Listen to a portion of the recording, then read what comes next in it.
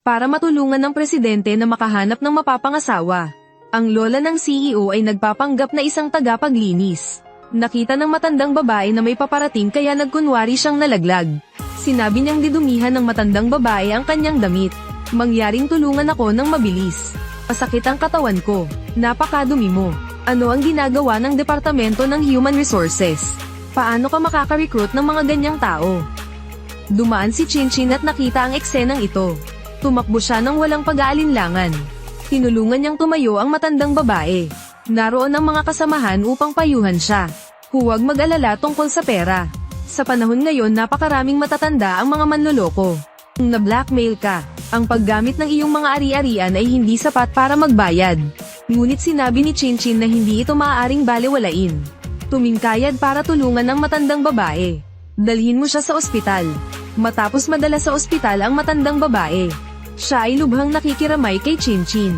Tumiretso siya sa punto. Itanong kung may asawa na si Chinchin. Hoy ginang, may asawa na ako. Ay, nakakahiya naman. Yung brat. Tunay na isang pagpapala. Magpakasal sa isang napakagandang babae. Haha ma'am, sinasabi ko sa'yo, napakagwapo ng asawa ko, napakabuti niya sa akin. Hindi sapat na gwapo, masayang buhay. Dapat may mga pasilidad siya. Nasa bahay ka ba? Upa, may kotse ka pa? Hindi pa ako nakakabili. Matapos marinig ito, naramdaman ng matandang babae na hindi siya kasing galing ng kanyang apo. Agad na hinimok si Chinchin na hiwalayan. Sabihin na ang panganay na apo ay hindi lang gwapo kundi mayaman din. Gusto ko siyang maging pamangkin. Hindi mo kailangang mag-alala tungkol sa buhay. Sinabi ng dalaga na maganda ang relasyon nila ng kanyang asawa. Siguradong walang hiwalayan. Tapos lumabas na siya. Gusto niyang bumili ng prutas. Sa oras na ito ay hindi alam ng matandang babae. Ang asawa ni Chinchin ay kanyang pamangkin. Kung matagumpay mong naudyukan siyang hiwalayan. Walang oras para umiyak. 3 days ago lang pala yun. Si Chinchin ay pinilit ng kanyang pamilya na magpakasal sa isang mayamang lalaki. Ayaw magpakasal. Tumalon siya sa bintana at tumakbo palayo. Tawagan ang iyong matalik na kaibigan para maghanap ng mapapangasawa. Malapit ka na ba? Ngunit nang dumating si Chinchin sa lokasyon ng blind date, ang tuwid na mukha ay isang taong grasa. Dinilaan niya ang daliri niya habang pinipisil ang ilong. Pagkatapos ay hugasan ng iyong mga kamay ng isang tasa ng tubig na yelo. Tingnan ang pagkilos na ito, na ikinatakot ni Chinchin na makipagkamay. Sa sumunod na segundo ay tumakbo si Chinchin palayo, at sa parehong oras sa ibang lugar. Ayaw din ng CEO na pilitin ng kanyang pamilya na magpakasal. Magsuot ng mga damit sa construction site para pumunta sa blind date. Gaya ng inaasahan, mababa ang tingin sa kanya nang tinutukan ng kanyang mga mata. Ibuhos ang isang baso ng malamig na tubig sa iyong sarili at umalis. Nabigo ang mag-asawa na magkita ng mata sa mata. Bigla silang nabangga sa isa't isa. Oh, sobrang gwapo. Ganito ba kagwapo ang lahat sa construction site? Sa oras na ito, ang dalawang tao ay kakakilala pa lamang at umibig. Pamilyar na damdamin. Parang nagkita na kami sa kung saan. Tinanong ni Chinchin ang CEO kung gusto niyang magpakasal. Dahil kailangan ding iwasan ng mga CEO ang pamilya. Umayag naman siya ng walang pag-aalinlangan. 30 seconds pa lang nagkita ang dalawa. Kunin ang sertipiko ng direkta. Nagpalitan ng contact information ang dalawang lalaki. Magkita sa bahay. Nag-aalala ang CEO na pinakasalan siya ni Chinchin para lang sa pera. Nagpa siya ang CEO na itago muna ang kanyang pagkakakilanlan. Ano ang mali? Ang lokasyon ng iyong tahanan. Hindi pa napapadala sa akin. Busy ako, ipapadala ko na. Maghanda tayo ng luma at maliit na bahay. Gaano ba kaliit ang bahay? Parang bahay mo lang. Ang aking bahay ay hindi luma o maliit.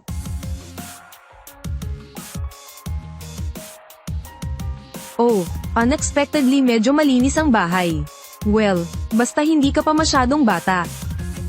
Sinabi ko na sa iyo, wala akong pakialam kung may pera ka o wala. Meron pa, kailangan lang nating dalawa na magsumikap. Magkakaroon ng mas malaking bahay at kotse. Huwag kang mag-alala. Magsisikap ako. Hindi mo kailangang magdusa. Sige. Nga pala, nasaan ang anak mo? Gusto ko siyang makilala. Gusto ko siyang makilala. Okay, maghintay hanggang makalaya ako. Kukunin ko siya. Ah sige, kaya ikaw mismo ang magayos. Balitaan mo lang ako ng maaga. Gusto ko siyang bigyan ng regalo. Nakatanggap ng tawag ang CEO mula sa kanyang lola. Tinanong kung bakit hindi siya nakinig sa kanyang pamilya. Maghanap ka ng babaeng mapapangasawa. Pero nag-imbestiga na ang CEO. Nabuntis ang subject ng blind date 5 years ago. Anong maruming babae? Hindi ako magpapakasal. Ngunit hindi ito inaasahan ng CEO. Ang maruming babae ng pamilya Chin. Siya si Chin Chin. Bagong kasal na asawa. Nagsimula ang kanilang kapalaran 5 taon na ang nakakaraan. Isang beses lang nagkita pero kalaunan. Pinagtagpo silang muli ng Diyos. Dahil may anak ang CEO. Biglang nakaramdam ng pressure si Chin Chin. Nakaisip siya ng paraan para kumita ng mas maraming pera para sa kanyang pamilya. At ang eksenang ito ay ang lahat. Nakikita ito ng CEO. Ang iyong mga disenyo ng alahas ay napakahusay. Bakit part-time lang ang isaalang-alang? Huwag pumasok sa trabaho sa kumpanya. Sa hindi inaasahang pagkakataon, isang tao ang nagtatrabaho sa isang construction site. Alam din ang tungkol sa disenyo ng alahas. Alam ko. Wala akong ibang ibig sabihin. Alam kong gusto mo akong palakasin ang loob. Pero, kahit gusto kong magtrabaho sa kumpanya, pero hindi pa ako nakakagraduate ng college. Nag-drop out ako sa school. Mayroon lamang diploma sa high school. Tingnan ang input threshold para sa mga designer. Pagkaroon ng hindi bababa sa isang bachelor's degree. Ang aking degree, kahit isang design assistant position. Walang kumpanyang nag-hire sa akin. Kung hindi ako buntis noon. Hindi rin ako mag-drop out sa school. Nabalitaan ko na nagre-recruit ang Long Group. Bakit hindi mo subukan? Saan mo sinabi? Mahabang grupo. Ito ang pinakamalaking nakalistang kumpanya. Alam mo ba, hayaan mo akong sabihin sa iyo. Ang pinakakaraniwang empleyado ng korporasyon. Magsimula man lang sa college degree. High school diploma tulad ko. Paano ako magiging kwalipikadong makapasok? Hindi mo alam ito. Bagamat ang Long Group ay isang nakalistang kumpanya. Mataas na recruitment threshold. Ngunit ang mas mahalaga ay ang kapasidad. Narinig ko ang tungkol sa recruitment na ito. Walang threshold para sa paggamit ng edukasyon. Talaga. Kaya hayaan mo akong makita ang impormasyon sa pangangalap. Teka sandali. Biglang sumakit ang tiyan ko. Sakit sa tiyan. Hintayin mo ako. Kukuha ako ng gamot.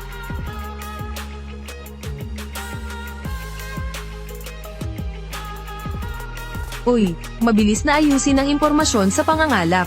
Ang pag-edit sa kolum ng edukasyon ay hindi nangangailangan ng edukasyon. Abisuhan si Chin Chin para sa isang panayam. Tandaan na huwag ipaalam sa kanya na inayos ko ito.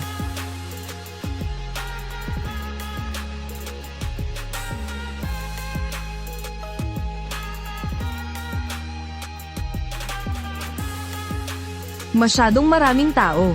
Oo naman. Ito ang chairman ng Long family. Ang pinakabatang tao sa listahan ng mayayaman. Kahit na hindi pa siya nagpakita sa publiko. Pero balita ko gwapo siya at talented. Para sa kanya ang lahat. Nagsasalita ng napakahusay. Ano ito? Maraming tao ang nangangarap na maging asawa ng Pangulo. Hindi mo ba naisip yun? Wala ako. Huwag magsalita ng kalokohan. Itapon ang mga kaisipang iyon. Chairman ng Long Group. Siya ay may 4 na taong gulang na anak na lalaki. May asawa na ba siya?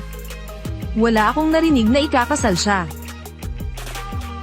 Ngunit hindi ito nakakaapekto sa atin. Bakit hindi ito apektado? May asawa na siya. Kung kasama mo siya, ikaw ang magiging pangatlong tao. Ang pinakaayaw ko sa buhay ay ang manliligaw. At may asawa na rin ako. Ano? Nagpakasal ka sa murang edad. Ano ang ginagawa ng iyong asawa? Gwapo ba siya? Paglipat ng mga bricks sa construction site. Ikumpara kay Chairman Long. May kaunting pagkakaiba talaga. Iniisip ko pa. Paano makapasa sa panayam? Kamakailan ay nagtapos ako sa Lil Hilton School of Design. Hindi ko alam kung magustuhan nila. Lililton School of Design. Napakahusay mo. Ito ay wala, hindi mo kilala ang nag-i-interview. Parehong may masters at PhD mula sa Harvard at Cambridge. Dr. Cambridge. Huli na ba para umalis ako ngayon?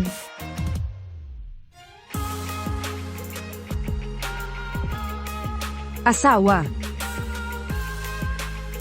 Baka mali ako ng tingin. Paanong nandito ang asawa ko? Susunod na tao. Halika dito. Tagapangulo. Naghihintay ng panayam ang may-ari. Dapat mong puntahan siya. Huwag magkamali. Oo. Susunod. Subukan mo ang iyong makakaya. Kink siya. Bakit nandito si Chinchin? Kinuha ko ang kanyang disenyo para manalo ng premyo. Sikat lang ako. Hakbang-hakbang sa long group. Kunin ang posisyon ng punong taga-disenyo. Kung siya ay natuklasan, malaki ang magiging problema ko. Iwasan ang mga relasyon. Dito nagaganap ang panayam. Hindi ang lugar na pupuntahan mo. Sino ang may karelasyon? Ikaw ay nagsasalita tungkol sa iyo. Paano gumagana ang Departamento ng Human Resources? Lahat ba ng high school graduate ay may trabaho? High school diploma. Nagbibiro ka ba? Itong high school diploma, hindi rin ito tinanggap ng mga cleaning staff. Baka nagkamali ang HR department. Susunod. Taong namumuno, sana mabigyan mo ako ng pagkakataon. Nakilahok ako sa maraming mga kompetisyon sa disenyo. Nanalo ng maraming parangal. Ito ang pinaparangal. Ito ang pinakabagong sketch. Sana mapanood ng lahat. Hindi mo ba naririnig? Isang taong may diploma sa high school. Hindi kwalipikadong lumahok sa panayam. Huwag sayangin ang aming oras. Dalhin ang iyong resume at mga draft ng disenyo. Umalis sa long group. Pero, sa impormasyon sa recruitment, walang kinakailangang edukasyon. Alam mo ba kung ano yon? Mahalaga para sa lahat na magkaroon ng kamalayan sa sarili. Mahabang grupo, pagtitipon ng pinakamahusay na mga talento. Lahat ay sikat na tao. Ikaw, na may diploma sa mataas na paaralan, pumunta para sa isang pakikipanayam. Hindi mo ba iniisip na ito ay katawa-tawa? Sana mabigyan ako ng pagkakataon ng lahat. Hindi kailangan. Ang isa ay pag-aaksaya ng ating oras. Pangalawa, dumi-dumi ito sa ating mga mata. Kaibigan.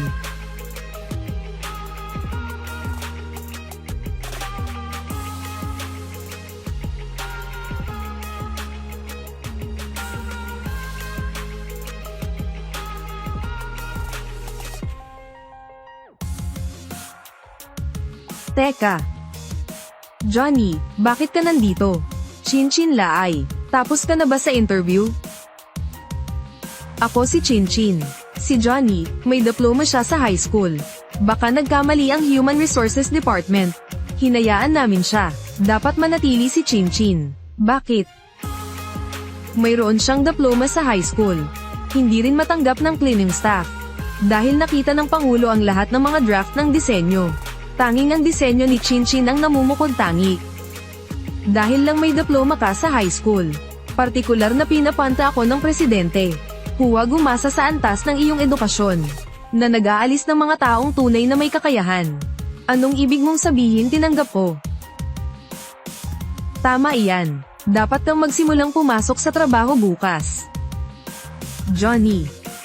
Ang desisyon ay ginawa ng individual na tagapangulo. Ikaw ay isang maliit na taga-disenyo. Hindi kontento. Takot. Napakahusay. Bumalik ka at maghanda para sa trabaho. Salamat Assistant Joe. Matalas ang mata ni Chairman. Kung gusto mong magpasalamat, pasalamatan mo ang Pangulo.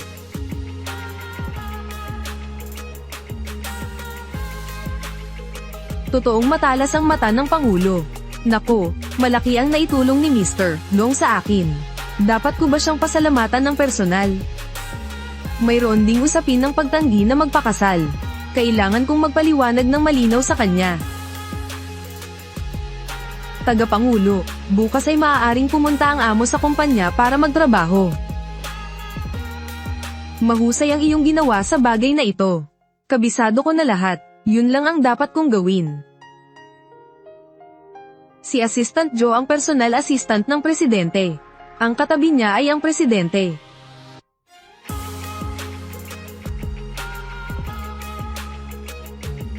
Johnny, paumanhin. Nakalimutan ko ang profile ng kumpanya. Kailangan kong bumalik at kunin ito. Narinig mo na ba ang balita?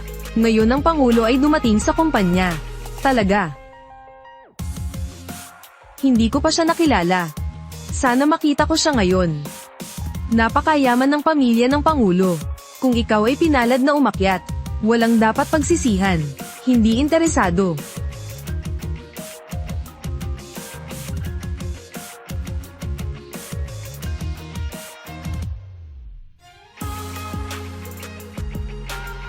Asawa.